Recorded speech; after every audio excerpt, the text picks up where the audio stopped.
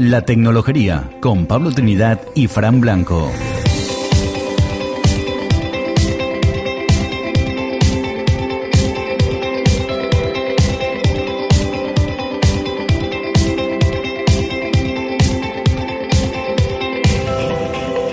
Hola y bienvenidos a La Tecnologería, un podcast en el que damos a conocer a empresas y personajes influyentes en el mundo de la tecnología y que en esta ocasión están más allá de nuestras fronteras, ¿no? Os habla Pablo Trinidad y a mi lado me acompaña el grandísimo Fran Blanco. ¿Qué tal, Fran? Hola Pablo, ¿qué tal? ¿Cómo estamos? Pues muy relajado. ¿Sí? Sí, pues estamos grabando, ya sabéis que aquí grabamos antes de emitir con bastante antelación. Exactamente. Estamos en verano, Sí. relajados, Acabando. Sí. Un poquito de calor todavía. Y por eso vamos a decir refrescarnos un poco con alguien que viene de Europa, de una zona en la que hace más calor que en Sevilla. Sí, está bien, está bien. Y nos vamos a salir un poquito de lo habitual. Hoy vamos a cometer un atropello. ¿Te vas a traer a un teleco, tío, de verdad? Sí, ¿De verdad? sí, porque creo que tienes cosas interesantes que más allá de la titulación, yo creo que a cualquiera que trabaje en nuestro sector le puede interesar. Porque es tu colega, ¿eh? Porque si no... Hombre, yo por mi gente pongo la mano en el fuego. ¿Cómo? Así que vamos a ver qué es lo que tiene que contar, ¿no? ¿Qué nos cuenta? Venga. Vamos.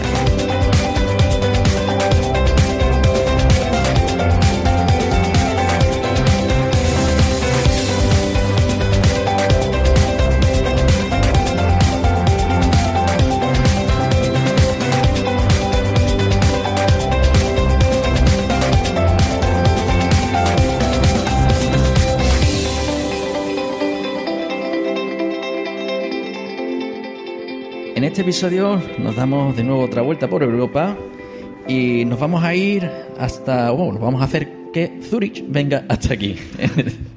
En este caso tenemos con nosotros a Miguel Villalobos, Product Manager en Google. ¿Qué tal, Miguel? Hola Pablo, hola Fran, encantado de estar con vosotros. Pues bueno, ya sabéis, ya lo hemos adelantado en la intro, Teleco, pero es un buen amigo.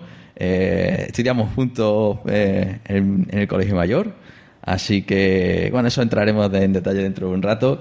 Yo creo que tiene cosas interesantes que decirnos y la primera de ellas siempre es una pregunta para romper el hielo y culinaria, ¿no? Y con eso no le vamos a preguntar tortilla con o sin cebolla. No, eso todavía lo dejamos no. para el aniversario. Efectivamente. Esto es un estándar. ¿Qué es lo que te llevas en la maleta a Zurich que no puedes encontrar allí? De comida. Ostras. Ostras, te llevas ostras. Te iba a decir jamón, pero jamón puedo encontrar. Me llevo el jamón porque Quizá el precio es distinto. efectivamente. Tienen otra moneda y eso, pero con el cambio también sale mal. Sí, a ver, lo que me llevo que no puedo encontrar allí, harina para hacer migas almerienses. Dios. Hola, venga. Que hay en el Mercadona. Ya. Concretamente. Por cierto, eres almeriense. Soy almeriense. Sí, lo acabo de soltar. Sí, de ir soltando píldoras, yo la voy destacando por si acaso.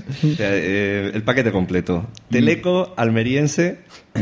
Bueno, Pablo, tú sabes que yo tengo espíritu de informático.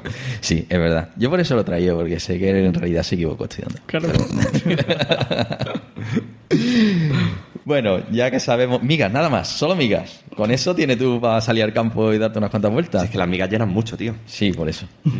Qué bien.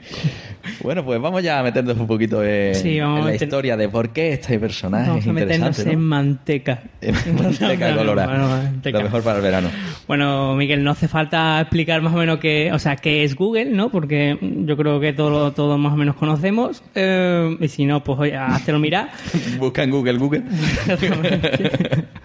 Pero oye, ¿a qué se dedica un Product Manager en este caso? Bueno, un Product Manager es un responsable de principio a fin de lo que es una línea de productos, ¿no?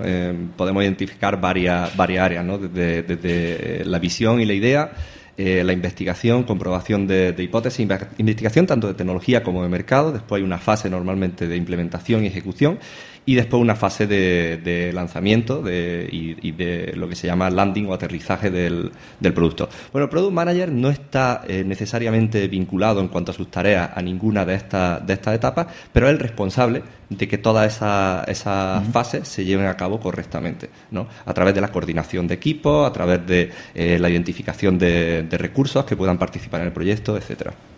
Genial. Bueno, y ya vamos enfocándonos un poquito más desde el principio, la historia desde el inicio. A ver cómo ha llegado hasta ahí, ¿no? Venga. A todo ese saber y esa frase que vamos a enfocarlo. Qué buena definición del Product Manager, por Dios. Bueno, Miguel, ¿cuál es tu primer contacto con un ordenador? Mi primer contacto con un ordenador, un Spectrum 128K, el primero que fabricó Amstrad. Qué bien. Con 6 años. Alguien decente, otra vez. De la vieja escuela. Sí. Apareció en mi casa en unos Reyes. Uh-huh. Concretamente. Sí, cuando acababa de cumplir, poco después de cumplir los 6 años. Evidentemente, la principal utilidad que le di es la utilidad que vienen a tener este tipo de ordenadores, que son juegos. Uh-huh. Al cabo de un tiempo, pues bueno, empecé ya a sentir curiosidad por la programación y empecé a programar en lo que se programaba en esos ordenadores. Lo que estaba a mano, BASIC. El BASIC. Sí. Qué grande. Qué bueno, qué bueno. Alguien en condiciones. Sí, es un poquito más atrasado de los... ¿Atrasado en la palabra? Atrasado respecto es que hay otros servidor. de la era Intel. Ya es que aquí tenemos o los de la vieja escuela o los de la era Intel, ¿no? Entonces ahí tenemos esa bipolaridad en este programa y lo repartimos por igual. Si eres de la era Intel, yo que soy de la era Z80. Sí, exacto. Y el Motorola 68. Dios, lo estudié yo en la... Sí, además este hombre sí lo estudió porque estudió Teleco. Así que, ¿y cómo acabaste estudiando? Eso, exactamente. Teleco, criatura? Pues imagínate, agarrando un ordenador a los 6 años, yo creo que ya estaba predestinado a estudiar algo de esto. A estudiar informática, a estudiar Teleco, a estudiar algo relacionado con la tecnología. Uh-huh. La tecnología es un área que siempre me ha apasionado. Y por otro lado, veía que estudiar Teleco me permitiría no solamente disfrutar de la tecnología, sino entender cómo se sintetiza esa tecnología, cómo se fabrican cosas, cómo se hacen cosas. Además, como tú bien sabes, Pablo, yo sigo teniendo pasión por los videojuegos. Y a mí me quedaba la curiosidad por saber cómo está hecho por dentro eso. Como me imagino que al que le gustan los coches, pues puede querer estudiar industriales para entender cómo se fabrica un coche, cómo funciona por dentro. Pues en mi caso yo quería entender cómo funcionaba un videojuego por dentro y esos fueron los principales motivos por los que decidí estudiar Teleco. Además de, por supuesto, porque, hombre, es una carrera pues que te abre una serie de puertas, ¿no? Que te ofrece una serie de oportunidades profesionales que son bastante buenas. Con lo cual, pues, no estaba en el caso de tener que sacrificar mi futuro profesional, por ejemplo, por seguir mi pasión, sino que en este caso pues se alineaban los dos. Yo creo que era una elección bastante obvia en mi caso. Año 98 también, en otros tiempos la informática era más joven, ¿no? Sí. Pero bueno. Todavía no habían explotado las .com, ¿no? No, en aquella época.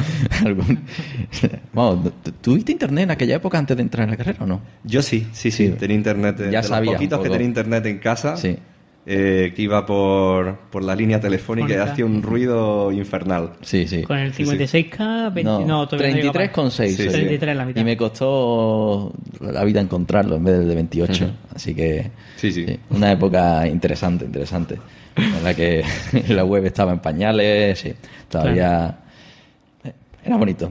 Yo encontré mi vídeo de trabajo, yo creo que ya lo comenté en su momento, por IRC, ¿no? Ostras. Hace ¿Por poco... Almohadilla Empleo?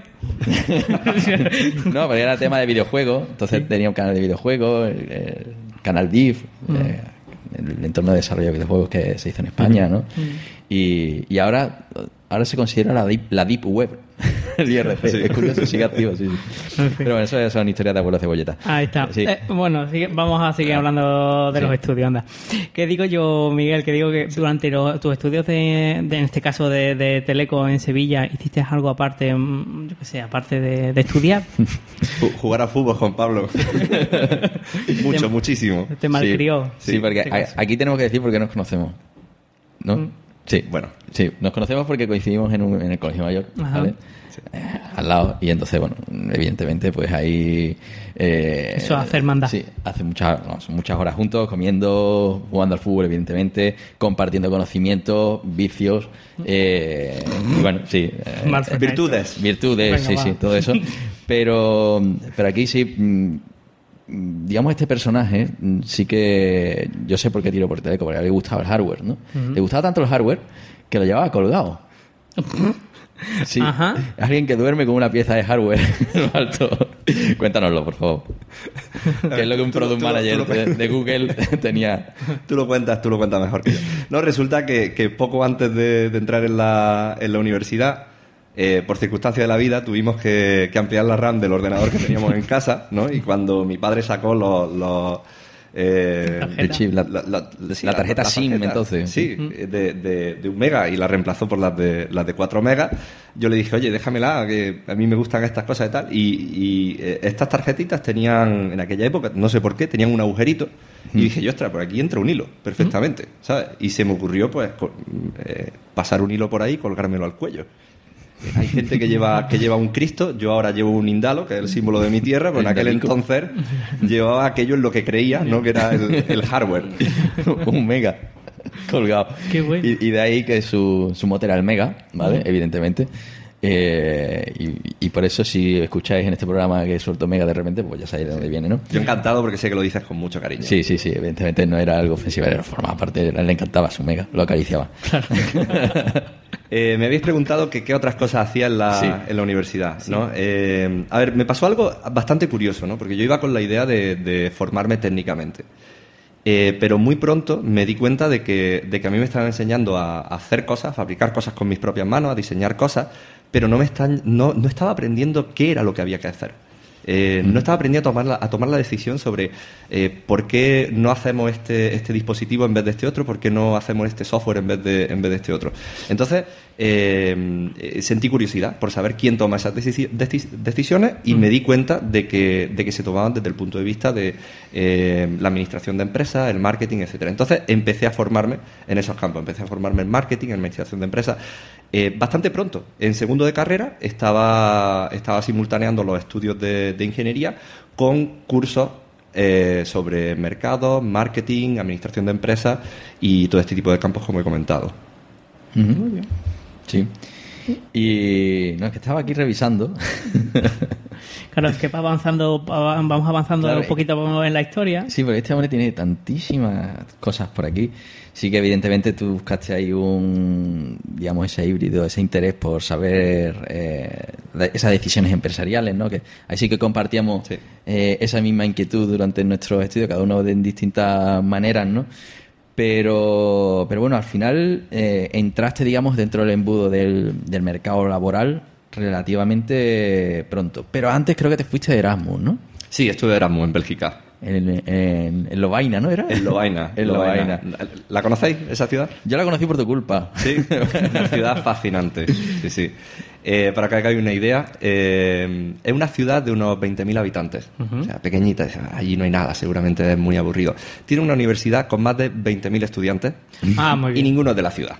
O sea, que podéis imaginar el ambiente que hay. Sí, un sitio extraordinario. Como se dice en Granada, ciudad universitaria, Groningen en Holanda, ¿no? Pues esta era otra. Sí. Ahí es todo vicio, ¿no? Fue No, todo saber. ¿Qué aprendiste en ese año?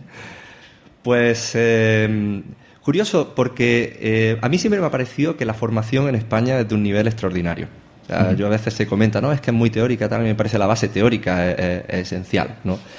Sí es verdad que tuve la oportunidad de poner en práctica muchas de esas cosas que estaba aprendiendo en España. Entonces lo vi como una etapa que complementó bastante bien la formación de bastante nivel teórica que estaba recibiendo en España. No es que me parezca honestamente que haya una cosa que sea mejor que otra. A mí me parece que la una sin la otra pues no es tan completa. Pero en este sentido podría decir que efectivamente quizás lo que aprendí o lo que me dio la oportunidad de estar en Lovaina desde el punto de vista académico, después desde el punto de vista personal me enseñó muchísimas otras cosas, pero desde el punto de vista académico me enseñó a cómo se hacían todas esas cas que yo estaba aprendiendo a hacer. Sí, al final acabaste poniendo en práctica un poco todo ese bagaje teórico, que muchas veces es el momento, ¿no? Cuando ya has acumulado y empiezan a conectar los puntos, que a lo mejor se podría haber ocurrido aquí, pero bueno. Correcto, efectivamente. Mira, observé una cosa muy curiosa, porque yo daba clases con gente de allí, ¿no? Que eran estudiantes regulares de la universidad, ¿no? Y claro, teníamos una pequeña introducción teórica acerca de los proyectos que teníamos que desarrollar. Estuve desarrollando proyectos de comunicación de redes, estuve desarrollando proyectos de radio, en alguna clase había un proyecto de visión artificial. Y me di cuenta de que, claro, cuando empezábamos a cacharrear, pues ellos tenían más práctica que yo, ¿no? Pero cuando teníamos que enfrentarnos a problemas realmente difíciles, ahí les adelantábamos por la derecha. O sea, la preparación teórica con la que veníamos, el par de personas que íbamos de la Universidad de Sevilla, era bastante más amplia que la que tenían ellos. Y claro, al principio te sientes un poquito incómodo con todas las cuestiones prácticas, pero en cuanto coges el ritmo, te das cuenta de que tu alcance puede ser muchísimo más amplio que el de estas personas que no han tenido la oportunidad de recibir la formación teórica tan intensa que estaba recibiendo yo aquí en España. Bien, ¿y allí aprendiste francés? No, allí se habla flamenco. Flamenco. Bien. Entonces, un idioma infernal. Sí. Vale. Pues entonces, eso no te ha servido. ¿En Zurich, en qué idioma hablas en Zurich? ¿En qué idioma hablo yo? Sí. Yo hablo en inglés. En inglés, allí, vale. Sí, allí se habla suizo-alemán. Vale. Que es un alemán que no entienden ni los alemanes. Es que es complicado. Yo estudié 3 años de alemán y cuando me dicen, no, es que el alemán no lo hablan solo en la selva, entonces sí, ¿para qué estoy aprendiendo yo esto? No, es que en Berlín hablan el berlinés y y no me entero de nada. Así que... Yo vengo este fin de semana de Múnich y yo no me he enterado un carajo. No, pues allí no hablan mal del todo. Sí, bueno, pero de todas formas, si no tienes ni papa de alemán, bueno, no te vas a enterar de nada. Quien estudie español y se vaya a Ubrique o Villaluenga o por ponerte algo que tengo más o menos Claro, no se entera nada tampoco. Sí, bueno. A ver, lo que ocurre en Zurich es curioso, ¿no? Porque un 30%, más o menos un 30% de la población es de fuera, no es suiza. Entonces, claro, la cantidad de gente que no tiene el suizo-alemán como primer idioma es bastante grande, con lo cual, pues muy fácil comunicarte en otro idioma, principalmente en inglés. Fuera de Zurich no ocurre eso. Fuera de Zurich, pues sí, si quieres convivir tienes que hablar suizo-alemán, pero dentro de Zurich se puede vivir con inglés. Muy bien. Bueno, ese ha sido un pequeño paréntesis idiomático. A la vuelta empezaste ya tu primer contacto, digamos, con la empresa, ¿no? A través de una beca fue, ¿no? Sí, a través de una beca de aquí, de la Universidad de Sevilla, estuve trabajando con 3 profesores de la Escuela de Ingenieros Industriales, no de informática. Sí. Bien. ¿Y cómo fue aquello? Pues bastante interesante. Estábamos haciendo un proyecto de gestión del tráfico, un proyecto que era a bastante años vista, a bastante largo plazo. Y yo estaba actuando de interfaz entre el mercado y lo que es el equipo técnico, ¿no? No estuve mucho tiempo ahí porque al poco completé mi proyecto fin de carrera. Y por una serie de contactos que había establecido cuando estaba en Almería, cuando me pasaba por Almería, pues bueno, me decidieron llamarme porque bueno, el parque tecnológico se había integrado dentro de una red, de una agencia de la Junta de Andalucía, y estaban colocando una serie de tecnólogos en distintos puntos estratégicos del mapa de la tecnología de la Consejería por aquel entonces, Consejería de Innovación, Ciencia y Empresa.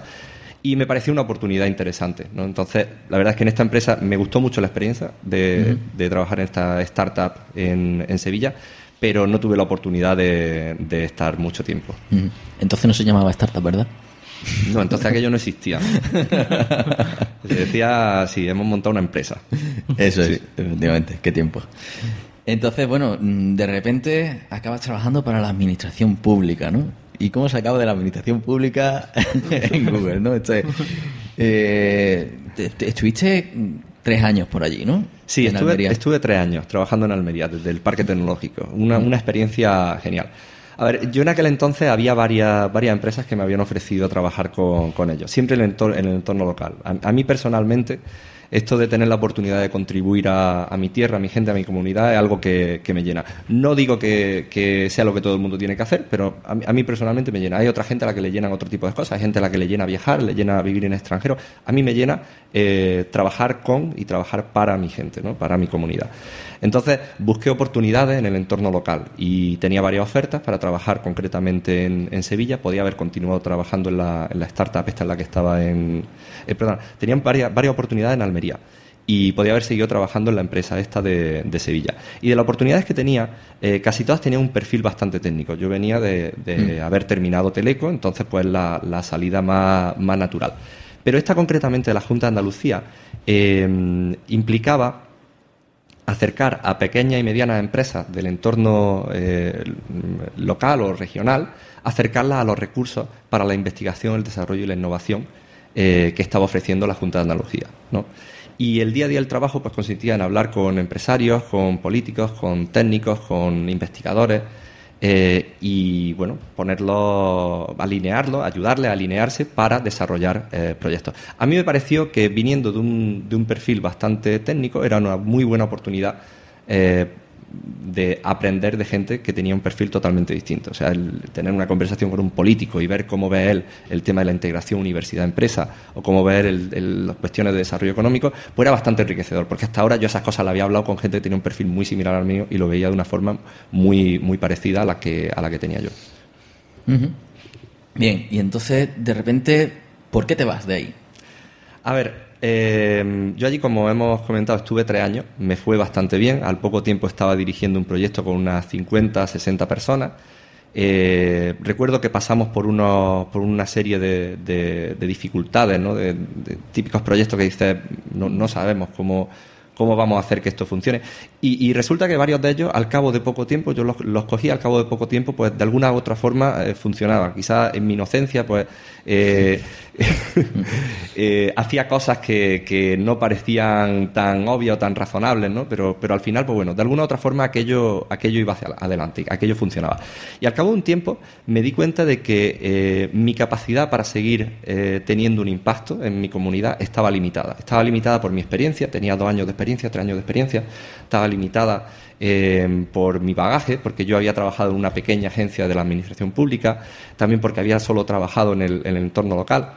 Y digo, bueno, esto ahora está muy bien, la gente mi entorno me lo está reconociendo, me dice, este chaval joven que coge un proyecto, que tira para adelante con él, que las cosas salen, pero dije, bueno, ¿qué va a pasar dentro de 20 años?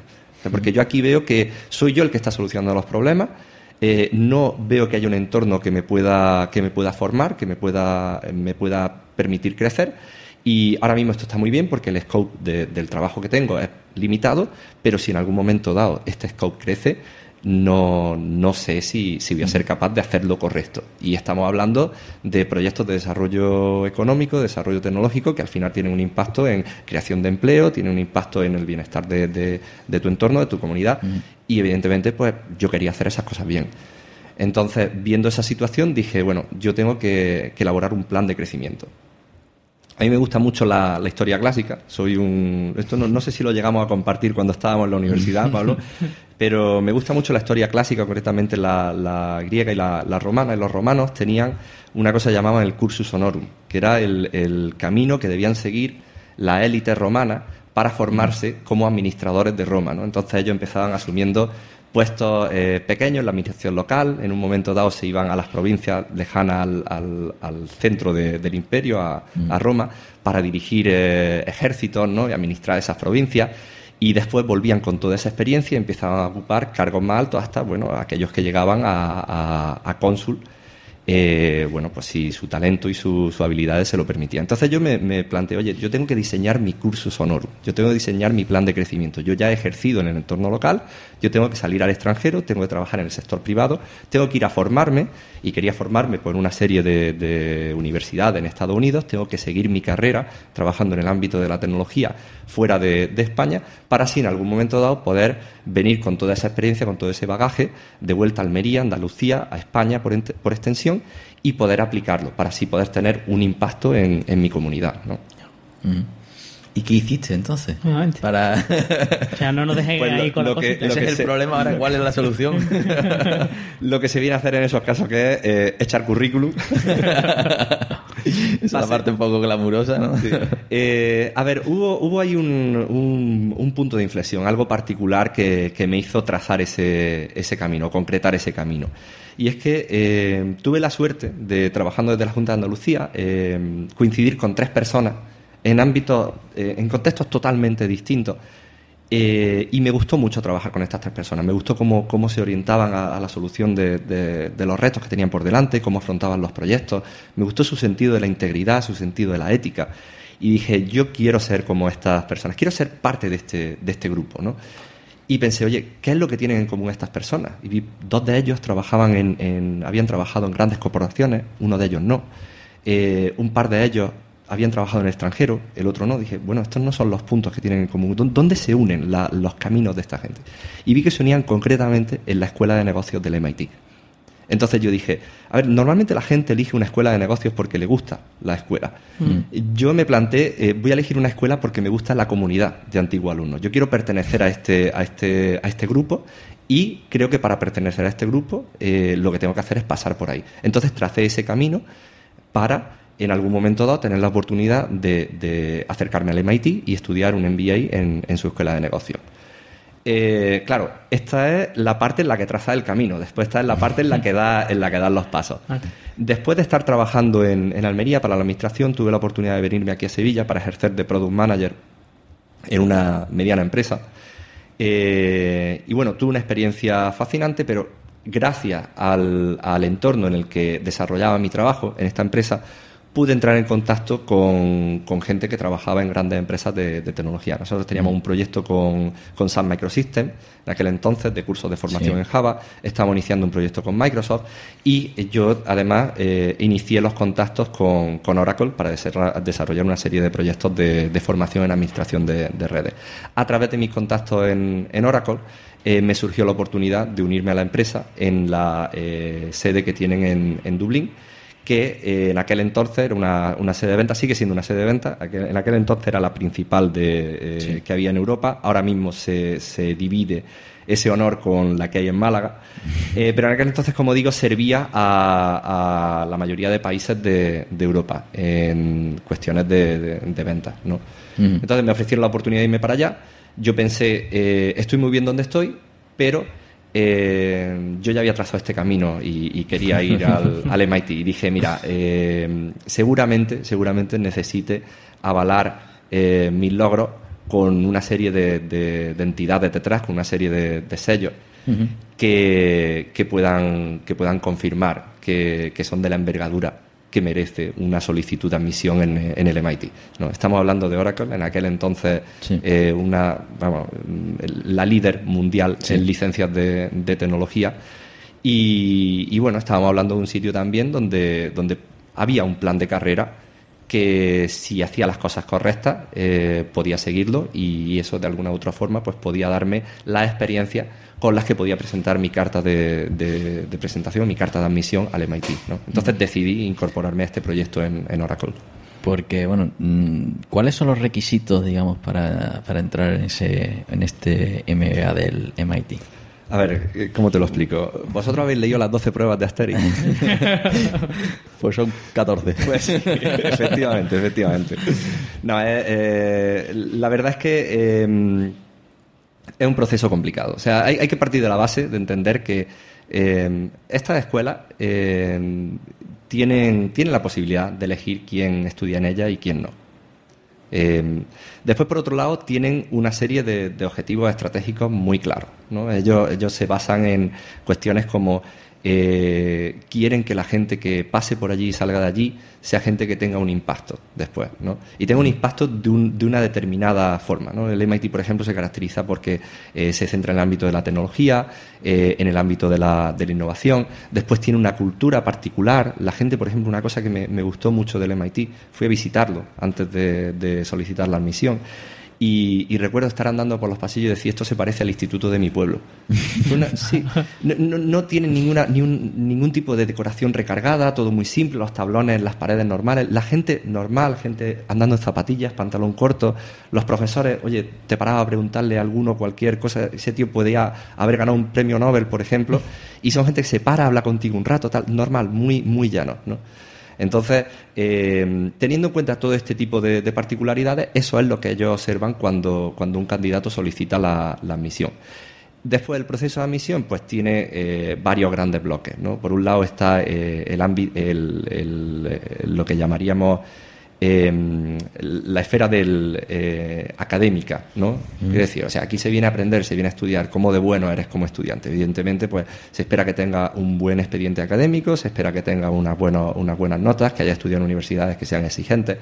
Aquí no se trata únicamente de tener muy buenas notas, se trata de, oye, si tienes muy buenas notas en una cosa que es relativamente fácil de estudiar, pues se valora menos, ¿no? Si tienes unas notas un poquito más modestas, pero has elegido un camino complicado, pues oye, se valora más. Después existe una serie de exámenes para valorar esto, etcétera, etcétera.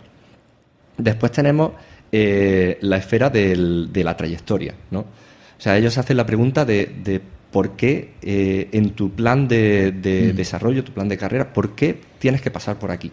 ¿Qué te vamos a aportar nosotros y qué nos vas a aportar tú a nosotros, ¿no? ¿Cuál es ese bagaje previo que tienes, que vas a traer y vas a compartir con tus compañeros? ¿Y cuáles son las cosas que tus compañeros van a compartir contigo que tú te vas a llevar después y te van a permitir hacer ese tipo de cosas que quieres hacer, ¿no?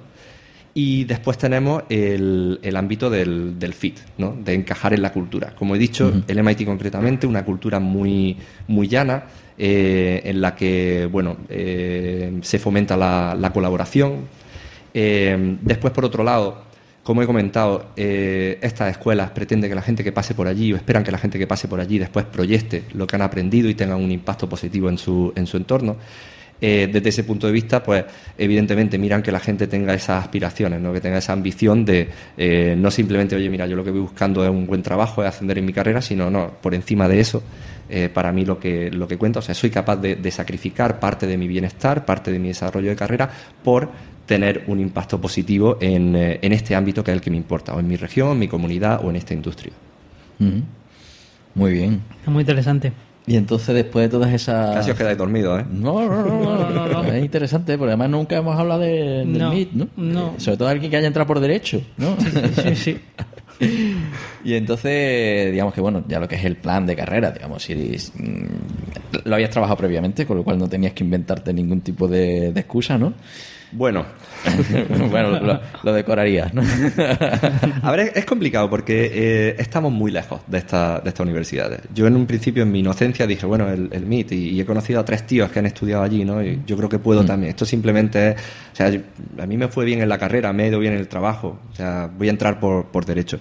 Y a medida que iba avanzando en el camino, me daba cuenta de lo complicado que es, me daba cuenta de que competía con gente realmente buena y gente que de verdad tiene esa inquietud de hacer algo por el mundo. O sea, que tienes que ponerte a la altura de ellos cuando realizas la solicitud. Entonces, claro, después, por otro lado, ocurre que, como he dicho, estas escuelas tienen una cultura particular, ¿no? Y tienes que encajar en esa cultura. Si no encajas en esa cultura, pues después no vas a tener las experiencias con tus compañeros, que son las que enriquecen el hecho de pasar por ahí, tanto a ti como a ellos mismos. Como he comentado, estamos muy lejos de esas universidades. No conocemos realmente cuáles son esos detalles particulares de la cultura que tú puedes tener perfectamente, pero al desconocer que ellos van buscándolos, puedes, durante tu solicitud, no mostrarlos de la forma que tienes que mostrarlos, ¿no? Entonces, yo creo que eso, aparte de bueno, que sí, que hay que tener un nivel mínimo de talento, que tiene un nivel mínimo de inquietud, tal, yo creo que esa es la parte más complicada. Es como, imagínate, 2 personas que son la media naranja de la una de otra, pero nunca llegan a hablar de aquellas cosas que le hacen darse cuenta de eso, ¿no? Pues esto le puede pasar a muchos de los candidatos, es decir, eres el fit perfecto, eres lo que busca la escuela, pero de alguna u otra forma no habéis sido capaz de entrar en ese tipo de comunicación que te permite a ti entender qué busca la escuela y le permite a la escuela entender que tú vienes ofreciendo eso, ¿no? Sí, al final es algo de lo que sí hemos hablado, pero en otro contexto, en el contexto empresarial, que es la cultura, ¿no? Sí, cuando contratas a gente, qué es lo que busca, cómo encajarlos en la cultura, qué perfil se busca, pues que al final es lo mismo, solo que en un entorno académico en lugar de en una empresa. Sí, efectivamente, además, sí. Porque además el MIT sí que va muy orientado a resultados, es decir, uno de sus principales activos es cuáles son los méritos de nuestros ex-alumni. Efectivamente, sí. Entonces, si tú quieres tener buenos antiguos alumnos, tienes que elegir muy bien lo que entra por la puerta para saber que luego lo que sale es de calidad. Bueno, es una cuestión, a mí me parece curiosísimo, es una fórmula de éxito impecable, ¿no? O sea, tú admites a gente que sabes que va a tener éxito. ¿Por qué? Porque viene de haber tenido éxito y haberlo tenido además en la forma que cuadra con, que se ajusta a tu cultura, ¿no? Muy bien. Entonces, al final entraste. Sí, ahí estábamos. Entraste. Después, Se equivocaron. ¿Cuánto tiempo te llevó? ¿Cuánto tiempo me llevó? Bueno, Pues, el proceso, digamos. Sí. Lo que es el proceso, 3 años. Sí. O sea, a ver, no... Sí, no, porque desde que tienes el proceso completo, ¿no? Desde que tienes la idea. Yo estaba trabajando, como he dicho, en la Junta de Andalucía y decía, oye, mira, tengo que ver, quiero pasar por ahí. ¿Cómo tengo que hacer para pasar por ahí? Pues tienes que salir de la administración pública, tienes que irte al extranjero. Después, la cuestión esta de la preparación de los exámenes, ¿no? Tienen una serie de exámenes particulares que son bastante complejos y, bueno, tienes que estar trabajando, haciéndolo bien el trabajo, porque evidentemente si como he comentado antes, tienes la posibilidad de elegir. Muchísima gente solicita la admisión. Si tú solamente puedes contar de tu trabajo, bueno, he entrado a la hora que había que entrar, he salido a la hora que había que salir, he hecho lo que me habían pedido que hiciese, eso hay miles y miles de personas que lo han hecho. No basta con eso. Entonces tienes que demostrar de alguna otra forma que has hecho cosas fuera de lo normal en tu trabajo, que has tenido un rendimiento fuera de lo normal, y al mismo tiempo estar preparando estos exámenes, ¿no? Pues ahora que has dicho eso, esto me encaja mucho con una de las líneas que comenta David Bonilla, uno de nuestros antiguos invitados, en su bonilista bastante habitualmente, la forma de escribir currículum, ¿no? Y eso, hay mucha gente que dice, he echado 5 años en tal empresa. Vale, pero ¿qué has hecho? ¿En qué has contribuido, no? ¿Qué cambios has producido dentro de la organización? ¿En qué proyectos has participado? ¿De qué forma, no? Y eso es lo que muchas veces el currículum no transmite, ¿no? El mismo LinkedIn, ¿no? Efectivamente, sí. Que tiene su sección. Mi LinkedIn, por ejemplo. Bueno, tiene bastante más detalle que la gente media, ¿no? Pero que sí que suele ser algo más cronológico, menos orientado a qué es lo que puedes aportar a esa organización y en dónde has estado, ¿no? Es como si tú ahora pones el mapa ese que la gente rasca de sitio donde he estado, ¿no? Eso te define, pues no lo sé. Estoy totalmente de acuerdo y me parece un comentario bastante acertado porque evidentemente el proceso de solicitar admisión a este tipo de universidades, de escuelas, pasa por ahí. Ellos quieren saber quién eres, qué has hecho, no solamente que has estado tanto tiempo ocupando tal puesto, porque puede haberlo ocupado por muchos motivos. No puede haber tenido suerte, puede ser que necesitaran a alguien rápido, puede ser que tuviese algún amigo, algún contacto, algún pariente y eso te haya permitido estar ahí. Y después, por otro lado, una vez que has estado en esa posición, puede haberlo hecho bien o puede haberlo hecho mal. Si has estado 10 años, pero lo has estado haciendo mal 10 años, pues hombre, no es destacable.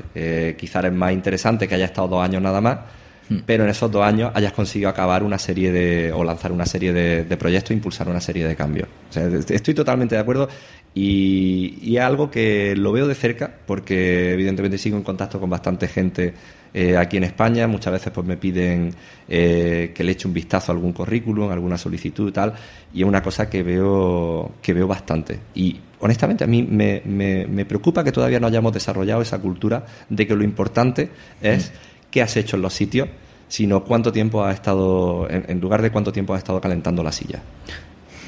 Qué bueno. Al final los 3 años que hemos dicho, 3 años, y al final se van a quedar hasta en poco. Para todo lo que, exactamente, todo el proceso y demás que conlleva el MIT, ¿no? Qué bueno. Sí, es vale.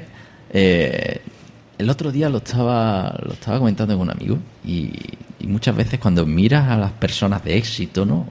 Pueden ser amigos tuyos que te dicen, han llegado, ¿no? Mira, el invitado mira hacia atrás para el oyente que no lo está viendo. Claro. Personas de éxito, eso ya es una discusión. Pero bueno, digamos, para entendernos, ¿no? Es decir, que tú dices, mira, pues este tío ha llegado hasta ahí, ¿no? Y muchas veces lo que tienen en común es que tú te has planteado un norte, ¿no? Es decir, ¿dónde quiero estar yo dentro de X tiempo? Para llegar ahí, ¿qué necesito hacer?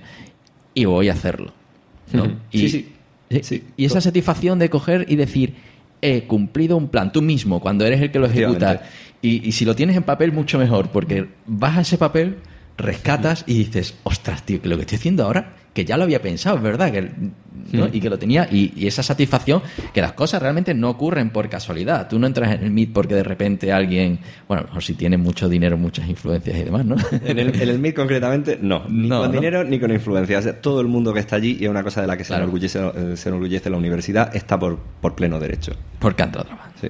Así que Sí. eso, hace planes ambiciosos. Estoy totalmente de acuerdo con lo de hacer planes. Para cumplir tu objetivo, lo primero es que tienes que tener objetivos. Y es cierto, o sea, es una cosa que se ve cuando hablas con gente y tal, que muchas veces lo que falta es ese norte, ese objetivo. Y después, una vez que te has planteado el objetivo, trazar un camino razonable. A mí una cosa que me sirvió mucho para trazar el camino razonable para llegar a los sitios es ver quién lo había hecho antes, ese camino. Es decir, tú quieres llegar a tal posición, tú quieres estudiar en tal universidad, tú quieres estar en tal país. El primer paso para entender cómo se llega ahí, creo que es hablar con alguien que esté ahí. Y ver cómo lo ha hecho, ver cuál ha sido su camino, ver cuál ha sido su trayectoria. Pero muchas veces te puedes encontrar con situaciones en las que dices, oye, mira, yo quiero formarme en este campo para trabajar en tal empresa, en tal área, ¿no? Y después resulta que estudia en una entidad, por ejemplo, que no tiene contacto con esa empresa. Esa empresa no contrata de ahí, suele ir a buscar a contratar gente a otro sitio. Oye, mira, pues ha hecho una inversión en tiempo, en dinero y tal, que después no te ha llevado a donde quieres. En cambio, si conoces, por ejemplo, estas empresas de dónde suelen sacar a su empleado, pues quizás es más fácil, ¿no? Porque te permite tomar la decisión de decir, oye, mira, pues si yo quiero entrar en esta empresa, voy a aumentar las probabilidades de hacerlo si voy trazando este camino, ¿no? Y voy pasando por estos sitios. Ujú. Yo realmente es uno de los retos que como profesor de esta escuela tengo, es que es asombroso la cantidad de estudiantes que entran por esta puerta y no se plantean dónde quieren estar dentro de 4 años, suponiendo que terminen en 4 años, ¿no? Y hay gente que es más preocupante todavía, que está en su último año y todavía no es capaz de decir qué quiere hacer con su vida. No. ¿Sabes? Y yo creo que es una pregunta que es fundamental para no perder tiempo. Sí. Y no solo para no perder tiempo, sino para tener una carrera coherente, que te llene, ¿no? Y al final, pues se corresponda con tus expectativas, con tus estudios, con tus capacidades, ¿no? Mira, yo me planteo algunas veces que cuando alguien se ve en esa situación, quizá el objetivo es definir un objetivo. ¿No? O sea, tú todavía no tienes el objetivo, no puedes trazar un plan para ese objetivo que no existe, pero tu objetivo puedes tener voluntad de que tu objetivo sea identificar ese objetivo. E incluso para eso se puede trazar un plan. Existen entornos, existen industrias donde te puedes estar expuesto a una serie de conocimientos, de experiencias que te permitan tomar esas decisiones de cuál debe ser tu objetivo. O sea, un caso paradigmático es consultoría estratégica. La consultoría estratégica es un trabajo fascinante, una carrera fascinante, pero también al mismo tiempo, para aquella gente que no tiene muy claro en qué industria quiere trabajar, es una plataforma excelente para darse cuenta, o para aprender de una diversidad de industrias y ver con cuál encajaría mejor. A mí me parece la etapa de la universidad también es una fase excelente para hacer eso. Pues estás expuesto a charlas, a profesores que vienen con una experiencia tanto académica como profesional. Estás expuesto a compañeros que también están expuestos a ese tipo de experiencias. Y si la afrontas con curiosidad y con la determinación de definir ese objetivo, pues probablemente puedas reunir la información que necesitas para hacerlo. Uh-huh. No, la verdad, desde la perspectiva de alumno, en mi opinión, ya después vienes y con las rebajas atrás. No, llegas a terceros y tal, que te dan fuerte y flojo, de buen rollo, y claro, dices, bueno, ya llegará a cuarto, llegará a las prácticas, llegará a la empresa, en este caso, vamos a decirlo de buen rollo, las cárnicas de turno, y ya me aleccionarán o ya me tal. Entonces dices tú, bueno, lo dejo correr, y claro, al final dejas correr también, digamos, esas cosas que hay aparte de las cárnicas, ¿no? Y entonces yo lo veo así desde la perspectiva, que hay que cambiarla, por supuesto. Claro, pero que el cambio viene de cada uno de los estudiantes. Es decir, claro. Que cuando tú entras por la puerta, si tú antes decías, a mí me molaban los videojuegos, ¿no? A mí me molaba la economía, me mola... Es decir, tú al final tienes una serie de inquietudes y tú dices, yo lo tenía claro, a mí me encanta programar, lo sigo haciendo.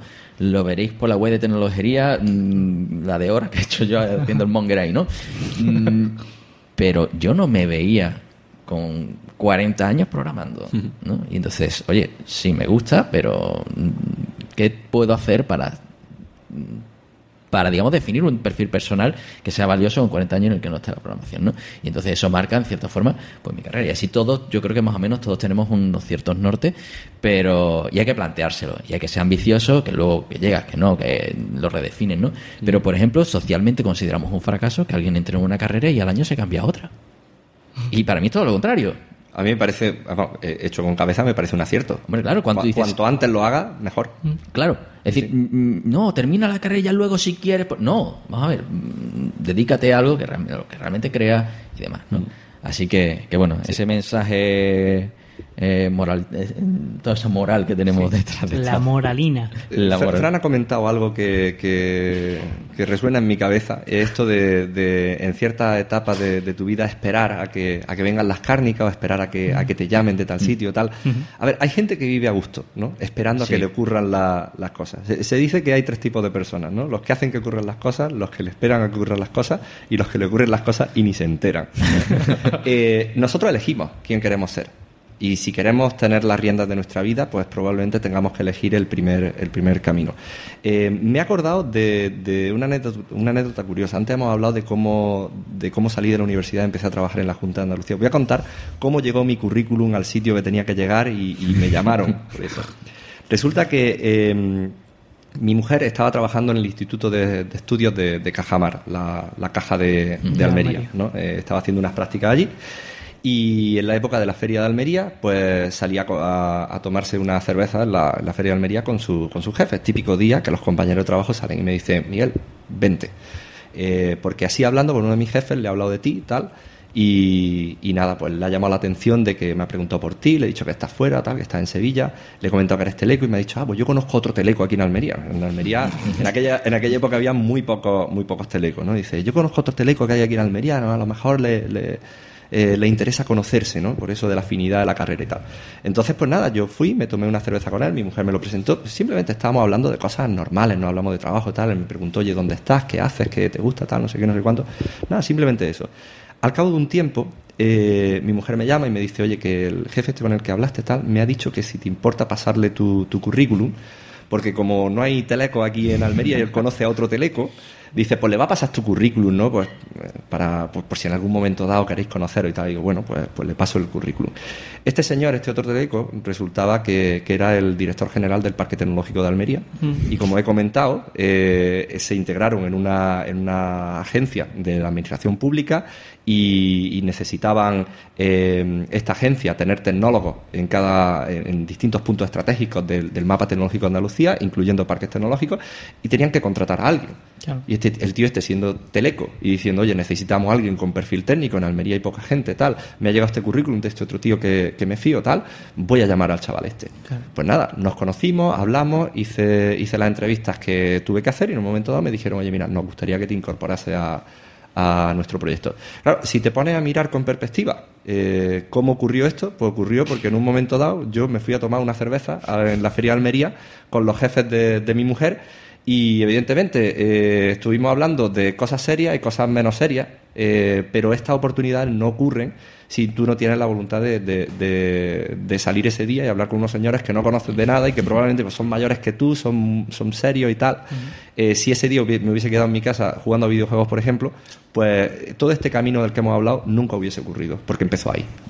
Claro, pero esa casualidad se busca al final, sí, porque la buscas porque tú le encajas a esa persona porque tienes un perfil que llevas unos años elaborando y que es coherente con un plan y que ese plan eres capaz de defenderlo y venderlo delante de esa persona, claro, tanto con tus habilidades personales como con los conocimientos que en ese momento tú puedes demostrar en una feria, evidentemente, ¿no?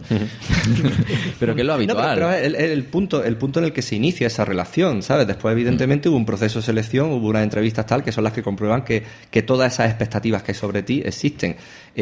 Mira, a mí me ha comentado mucha gente que yo tuve mucha suerte cuando entré a Oracle, porque entré a través, como he comentado, de trabajar con una serie de personas allí, y resulta que algunas de las personas con las que trabajé era gente muy senior, ¿no? Gente que tenía puestos de vicepresidencia a nivel europeo. Y me ha comentado eso, ¿no? Qué suerte tienes, que has conocido a este tío y este tío pues te ha dicho vete con él. Digo, vale, sí, he tenido suerte, pero evidentemente este tío tiene muy claro lo que va buscando, tiene muy claro qué gente quiere en su equipo. Y yo, si no hubiese estado trabajando todo todos estos años, ¿sabes? Si no hubiese pasado por Teleco, lo hubiese hecho bien, hubiese tenido un buen expediente, después me fui a la Junta de Andalucía, trabajé, lo hice bien, estuve haciendo el proyecto con Oracle y causó una buena impresión. Si no hubiese tenido toda esa serie de oportunidades en las que pude causar una buena impresión, evidentemente estos señores no se hubiesen interesado en mí. Entonces, sí,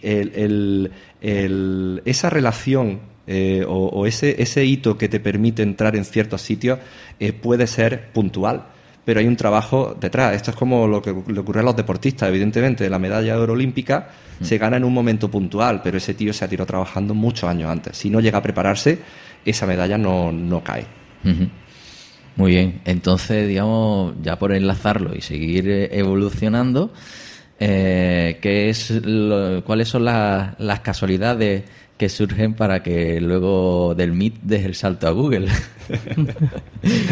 ¿En qué trabajaste para que ocurrieran esas casualidades? Y luego bueno, por medio estuvisteis ahí en Dell, ¿no? Sí, estuve en verano en Dell, muy divertido, en Austin. Qué ciudad, madre mía.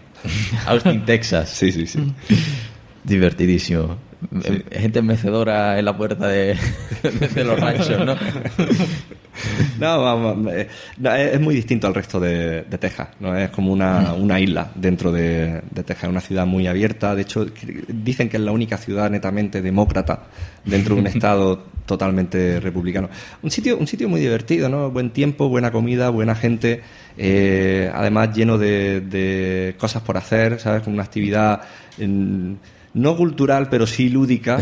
Tiene un buen circuito de velocidad, que eso a ti te gusta. Sí, es verdad. De hecho lo estaban construyendo mientras estaba ahí, ¿no? Y sí. Estuve hablando con varias de las personas que estaban haciendo el circuito, porque teníamos ahí un proyecto que podía interesarles. Al final no salió nada, no tuve la oportunidad. Yo quería tener la reunión allí, en el circuito, mientras lo estaban haciendo.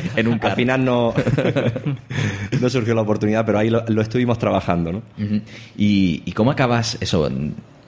Pero ya que estamos hablando de suerte, ¿no? ¿Cómo llegas a trabajar en Estados Unidos, no? ¿Te tocó una green card? No, que va. Yo he trabajado siempre con visa de estudiante, ¿no?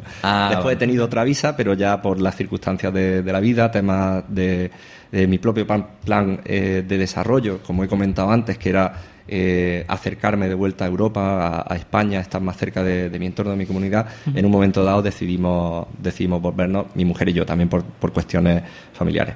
Me habías preguntado cómo se entra en una empresa como Google. Uh-huh. Pues resulta que estas escuelas, como la Escuela de Negocios del MIT, evidentemente hemos hablado antes del proceso de selección, que lo hacen de una forma bastante seria y bastante eficiente, pero después, por otro lado, quieren que esa gente tenga oportunidad de seguir desarrollando su carrera y tener un impacto en aquellos sitios a los que vayan. Entonces, existe una serie de herramientas que te permiten entrar en contacto con distintas empresas, no solamente Google, sino prácticamente pues cualquier otra gran empresa que se te pueda ocurrir. Concretamente, el proceso para entrar en Google era bastante peculiar, ¿no? En aquel entonces Google había iniciado, un par de años antes, un programa de prácticas para MBAs en Estados Unidos. Se trata de una empresa atractiva, de un puesto también bastante atractivo, porque tienen mucha libertad, mucha capacidad de tener impacto. Entonces, dentro de lo que es los MBAs top de Estados Unidos, los que allí se llaman los Tier 1, podemos estar hablando de que quizá las dos posiciones más deseadas, más atractivas, son las de Product Manager en Google y la de consultor en McKinsey, la gran consultora estratégica, ¿no? Entonces ellas se reparten lo que es el grueso de las demandas de empleo de ellos los van y son los primeros en recoger, y el resto para los demás, ¿no? No, tampoco eso. Hay empresas muy atractivas. De hecho, yo recibí ofertas de varias otras empresas y la verdad es que estaría encantado de trabajar para allá. Hay otra empresa muy atractiva. Pero estaba hablando de estas dos que son particularmente, tienen un halo de misticismo alrededor, tal, ¿no? Entonces, el programa de Google, como he dicho, era un programa de práctica y tenían tenían 15 plazas para el programa. Estamos hablando de un pool de candidatos que vienen de la Escuela de Negocios del MIT, de Harvard, de Columbia, de Stanford, de Berkeley, o sea, las mejores universidades de Estados Unidos. Resulta que entramos 10 personas, nada más. O sea, por algún motivo había 15 plazas y bueno, solo estábamos 10 personas que ellos consideraron que podían completar el periodo de prácticas con éxito. Con el firme propósito de contratarlos a todos. Después de las prácticas nos quedamos 5 nada más. O sea, podéis imaginaros el tipo de proceso, ¿no? Un proceso bastante duro, tanto en la parte previa, en la parte de entrar en lo que es las prácticas, pero una vez dentro de las prácticas tenías pues 11 semanas para mostrar tu capacidad de ejercer como un jefe de producto en esta empresa, ¿no? Y en ese demostrar en poco tiempo una habilidad, ¿intentas trabajar, digamos, de una forma estable y mantenible, o trabajar con un cabrón para demostrar al máximo, pero que luego eso realmente sabes que te vas a echar tierra encima, ¿no? ¿Tú qué hiciste? Sí. A ver, es curioso porque como hemos hablado al principio, el Product Manager no es una persona que tiene una tarea asignada y ejecuta, ¿no? Y simplemente pues completa esa tarea. Tu puesto de trabajo no es el típico en el que estás en una mesa y van llegando papeles por un lado, tú los vas despachando y los vas soltando por el otro lado. Entonces, muchas de las cosas que tienen que ocurrir no son tanto que tú eches más horas y hagas que la hagas con tus propias manos, sino que seas capaz de alinear los recursos para que se hagan, ¿no? Para que el experto en cada área... Por ejemplo, como entiendo mi trabajo, es que, tiene que haber ideas para nuevos productos. Yo estoy rodeado de gente inteligentísima, mucho más inteligente que yo. Entonces, a veces yo tengo ideas, pero la mayor parte de las veces las ideas pueden venir de otros. Después hay que ejecutar, ¿no? Hay que implementar. Tú has comentado antes que a ti te gustaba programar, a mí me gusta programar, yo programo en la intimidad, no puedo decir que sea un desarrollador profesional, nunca lo he sido, y evidentemente estoy rodeado de gente que son mejores desarrolladores que yo. Entonces, el talento para que esas cosas ocurran está ahí, los recursos están ahí, lo único pues que si tienen que ocurrir ciertas cosas, tú como jefe de producto eres el responsable de alinearlas y que ocurran en los tiempos que tienen que ocurrir para al final generar un producto, ¿no? Entonces, desde ese punto de vista, ¿qué entendemos por trabajar mucho? ¿Sabes? ¿El trabajo de quedarte hasta las tantas picando código y tal? Evidentemente no. Trabajo de estar 24 horas al día, 7 días a la semana viviendo tu producto y viviendo cómo puede cualquier otro recurso que ha identificado contribuir a mejorarlo. Sí. Evidentemente sí. Y estamos hablando concretamente de las prácticas, estamos hablando de un periodo de 11 semanas. Sí. 11 semanas, pues... Corriendo. Sí, puede ir bastante deprisa. Puedes hacer un sprint, ¿no? Sí. Entre que te enteras e intentas hacer algo, ya claro. se ha pasado. Después el tema es que cuando te incorporas full time te das cuenta de que el sprint yo ya llevo manteniéndolo 4 años. Sí, es que además en este contexto los productos nunca terminan. Sí. Es que eso es un trabajo en el que tú te vas a casa y no pones el off. O si lo pones es porque tiene mucho ruido alrededor, ¿no? Efectivamente, todo producto es mejorable y además una de las cosas que utilizo para identificar a los buenos product managers es preguntarles por los productos que han completado, por los productos que han lanzado y preguntarles cómo lo mejorarían, ¿no? O qué cosas tienen que mejorar esos productos. Un product manager, una persona que de verdad vive la función de ese product manager, conoce perfectamente todas las cosas que son mejorables de aquellos productos que se supone que estaban completos y se han lanzado. O sea, cuando les preguntas inmediatamente te están diciendo, oye, mira, pues esto se podía haber hecho mejor, esto podíamos haber hecho lo distinto, la versión 2 tendrá que incorporar esto. Entonces, no sois los que vendéis el producto, ¿no? Eso lo hace alguien de ventas, que es un poco más optimista. No somos los que implementamos, no somos los que vendemos, somos los responsables de que todo eso funcione bien. Sí, pero como al final, eso, a mí me pasa cada vez que hago algo, siempre estás más atento a lo que falta que a lo que llevas hecho, ¿no?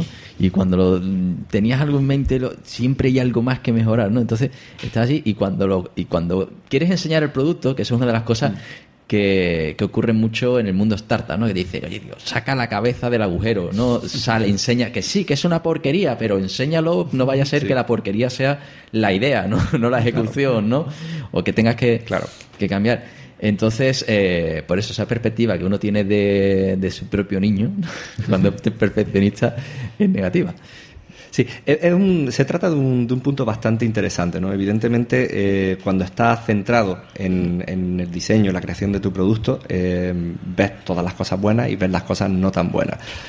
Como has comentado, puede ocurrirte que tú veas el producto y creas que no es suficientemente bueno, pero esa es tu perspectiva después de haber trabajado en él y haber tenido unas expectativas que probablemente son muy distintas de las expectativas de gente que no ha estado expuesta al proceso, ¿no? Entonces puede ocurrir que tú lo muestres externamente y a la gente le parezca fascinante, una cosa que a ti te parece mediocre. Es muy importante en la función de Product Manager tener la capacidad de hacer ese cambio de contexto. O sea, tú hay momentos en los que eres un diseñador. Tú hay momentos en los que, no eres el que diseña, pero tienes que trabajar con diseñadores, tienes que pensar como un diseñador, tienes que identificar la necesidad de aplicar ciertas técnicas de diseño, ciertas soluciones. Tú no eres un programador, pero trabajas con programadores, tienes que pensar como un programador, entender las limitaciones de la tecnología, las posibilidades, etcétera. Y después, cuando vas a lanzar el producto, trabajas con marketing, trabajas con ventas. Y tienes que ser capaz de evadirte de toda esa perspectiva de ingeniero que tienes, ¿no? De toda esa perspectiva de persona que ha hecho el producto y conoce todas sus limitaciones y los problemas y tal, y ponerte al nivel o en la esfera de la gente con la que estás hablando. Estás hablando con un cliente, oye, de lo que tienes que hablar es de cómo vas a solucionar su problema concreto, no de ese otro problema que tú has identificado que no le importa todavía al cliente y que a ti te hace pensar que tu producto no es tan entero, no está tan completo como tú crees.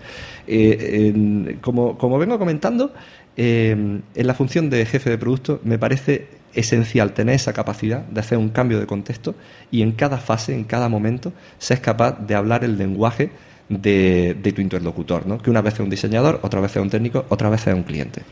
Uh-huh. Muy bien, ya con esto estamos transicionando a esa siguiente fase de nuestro programa, ¿no? En la que nos metemos un poco en el cómo otros pueden llegar hasta aquí, ¿no? Ya estamos dando esa pincelada del trabajo de Product Manager, ¿no? Y creo que es un momento bueno para preguntarte si hay alguien al otro lado que le gusta esto del mundo de la gestión de producto, ¿no? Y dice, quiero formarme en eso. ¿Por dónde les recomendarías que empezara a formarse? Formación técnica. Uh-huh.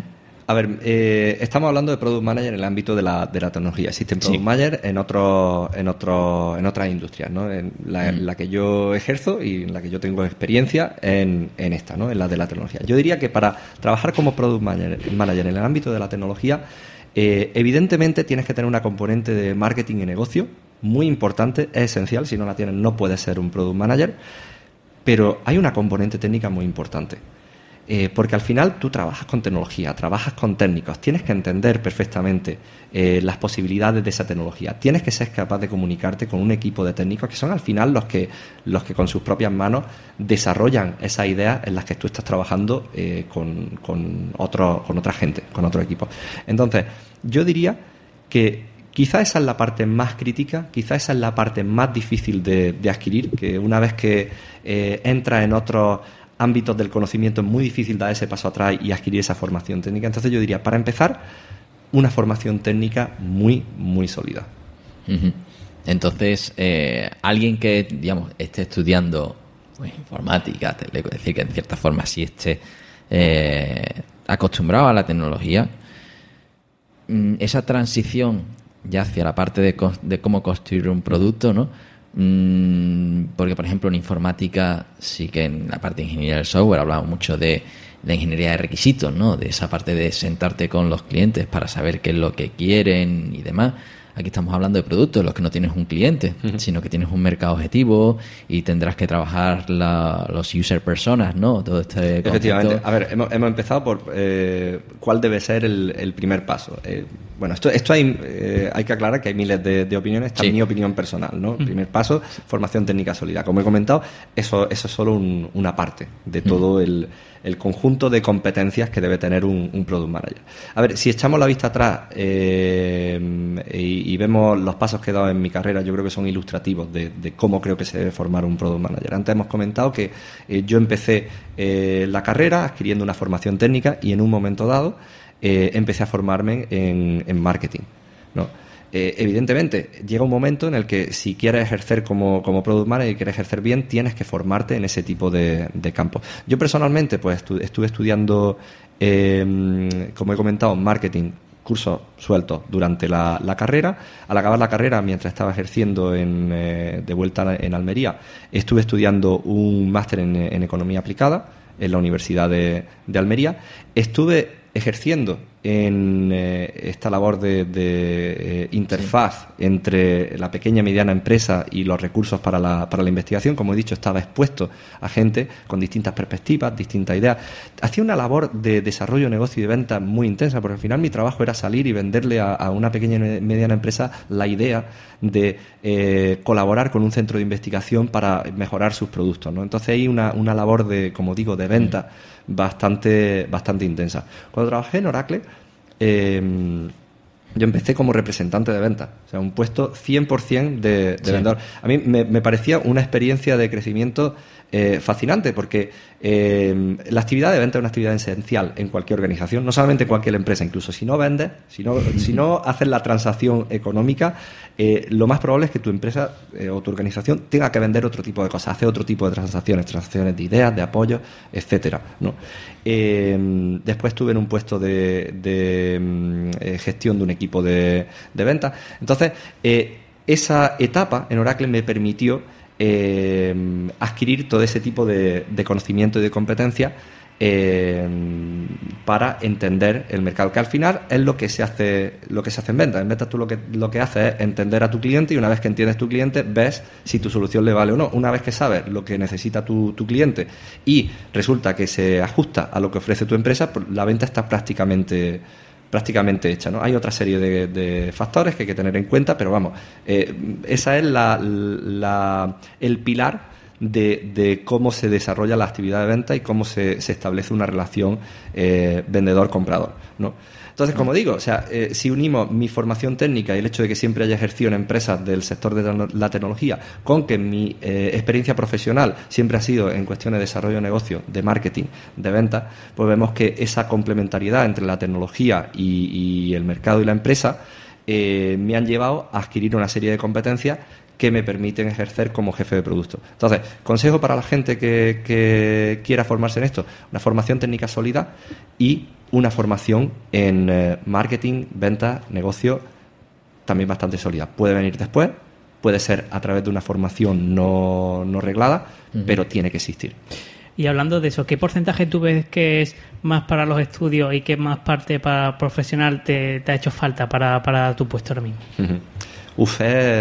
Es complicado decir. A mí no me gusta hacer una separación entre lo que son los estudios y lo que es el trabajo. A mí me parece que ambas experiencias son necesarias, y al mismo tiempo hay muchas habilidades que se pueden adquirir a través de un camino o a través de otro. Sí, la verdad es que me cuesta ponerle número a los porcentajes. O sea, yo tengo compañeros que han sido 100% experiencia profesional, no tuvieron la oportunidad de estudiar, ¿no? Y son excelentes en lo que hace. Y también he conocido gente que ha decidido recorrer el camino académico hasta doctorado, y después de doctorarse han empezado a ejercer y son excelentes profesionales. Entonces, creo que al final lo importante no es si lo hace a través de los estudios, lo hace a través de la posición. Como hemos hablado antes, cuando estás en un sitio, cuando estás en un puesto de trabajo, lo importante es hacer cosas, ¿no? Eso se traslada a cualquier otro ámbito de la vida. Cuando estás estudiando, lo importante es aprender cosas, ¿no? Y en tu profesión también es importante hacer cosas, y es importante aprender cosas y crecer. Es que al final aprender debe ser una constante. Sí. Entonces el dónde ocurran es lo de menos, ¿no? Y muchas veces cuando tú te estás planteando constantemente qué es lo siguiente que tengo que aprender, para mí, eso a mí me ocurrió en la universidad, y por eso hay muchos que en esta pregunta dicen, no, a mí la universidad no me aportó nada. Yo creo que hay veces que se responde eso porque cuando estás estudiando haces otras tantas cosas que en ese momento consideras que son más importantes, sí, y que luego efectivamente han sido más importantes, y es una cuestión de percepción, ¿no? Sí. Y bueno, yo creo que... una cuestión particular. Yo nunca he ejercido como programador.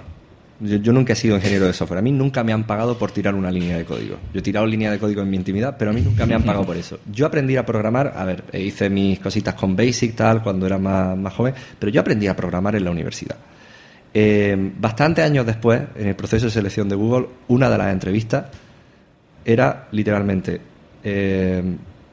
hazme una función que tenga esta entrada y esta salida. Ponte a picar código. Y quiero ver cómo lo pica. O sea, no es en plan, hazlo, tírate ahí una hora. Sí. Quiero ver cómo escribes, dónde te paras a pensar, dónde borras cosas y tal.